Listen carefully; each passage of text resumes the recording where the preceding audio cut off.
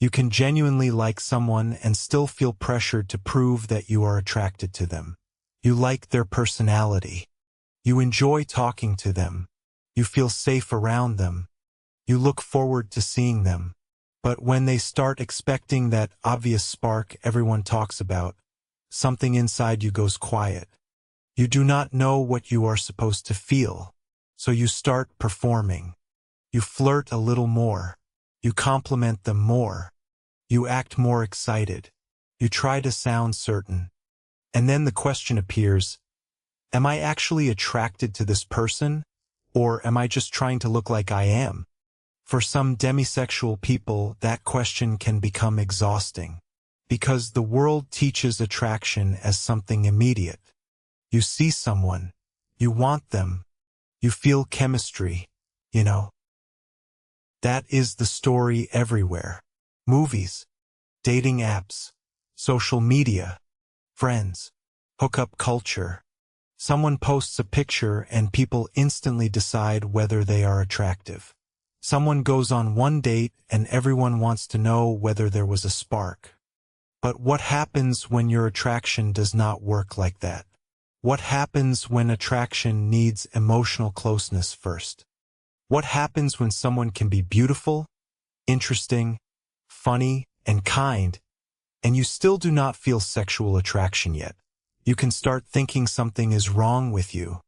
Not because you have done anything wrong, because everyone around you seems to understand a language you are still learning. Modern dating makes that pressure even stronger.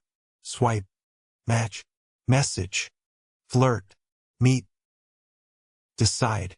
Everything happens quickly. You are expected to make emotional and physical judgments about someone before you even know how they treat you. And if your attraction needs trust, familiarity, emotional safety, and real connection, that timeline can feel completely backwards. But instead of questioning the timeline, you may question yourself. Why do I not feel anything yet?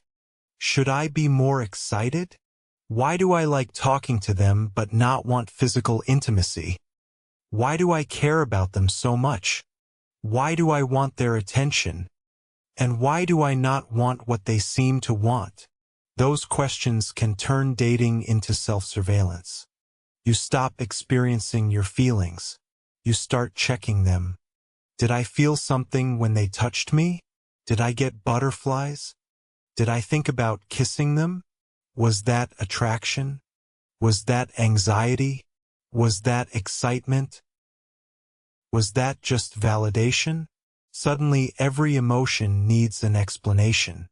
And that is exhausting, because attraction is not supposed to be an exam. But when you believe everyone else experiences it differently, you can start treating yourself like a problem that needs to be solved. Then someone comes along who really likes you. They flirt. They compliment you. They tell you that you are attractive. They want to get closer. And you genuinely like them. That is what makes it difficult. You are not rejecting them. You are just not certain. But you do not want them to feel rejected. You do not want them thinking they are unattractive. You do not want them believing there is something wrong with them. And you definitely do not want to lose someone you genuinely enjoy. So you match their energy. They flirt. You flirt back. They make things sexual. You try to respond. They say, "I really want you." And suddenly you feel like you have to prove that you want them too. So you perform. Not necessarily because you are lying. Because you are trying to protect something. Their feelings. Your connection. The possibility of a relationship. Sometimes people perform attraction because uncertainty feels cruel. They think giving a confident answer is kinder than admitting, "I do not know yet." But there is a problem. The more you perform certainty, the harder it becomes to recognize your actual feelings. You start asking, what would make them feel wanted? Instead of, what do I actually want? That difference is enormous, because you can genuinely care about someone without wanting exactly what they want. You can enjoy their attention without wanting sexual intimacy. You can feel emotionally attached without feeling immediate physical attraction. And you can want to keep someone in your life without knowing whether they are the person you want romantically. Modern dating often collapses those distinctions. If you like someone, you are expected to escalate. If you are dating, you are expected to feel sexual chemistry.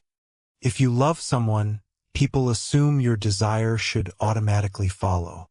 But attraction does not follow social rules. And it definitely does not follow deadlines. Dating apps make this harder because they reduce complicated human beings into quick decisions. A photograph, a few sentences, a swipe, a match. Then suddenly you are supposed to know whether this person is your type.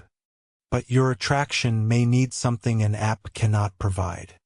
History, trust, familiarity, emotional safety, and that is exactly what modern dating often refuses to give you consistently. For a demisexual person, emotional connection may not interfere with attraction. It may be part of the pathway through which attraction becomes possible. And when attraction is rare, another problem can appear: scarcity. If you rarely experience strong attraction, the person who finally unlocks that feeling can become incredibly important. You waited. You connected. You finally felt something. Now losing them can feel terrifying. You start watching their messages, tone, response time, affection. A shorter reply means something. A canceled plan means something. A different tone means something. Then the internet gives anxiety another tool. You can check activity, compare yourself to strangers, and turn uncertainty into an investigation. Eventually, you are not experiencing the relationship. You are monitoring it. And that is when you may start performing again. Extra affectionate, extra available, extra understanding. You edit yourself because being easy to love feels safer than being complicated. But attraction cannot be bullied into existence. You cannot shame yourself into wanting someone. You cannot force chemistry because another person needs reassurance. You cannot make your feelings arrive on somebody else's schedule. Sometimes you are not attracted to someone. Sometimes attraction takes months. Sometimes you love someone and still do not experience attraction the way they expect. None of that automatically makes your feelings fake. The real danger is becoming so good at performing attraction that you stop knowing the difference between desire and obligation, excitement and anxiety, intimacy and reassurance, wanting someone and wanting to be wanted. You were never supposed to audition for your own feelings.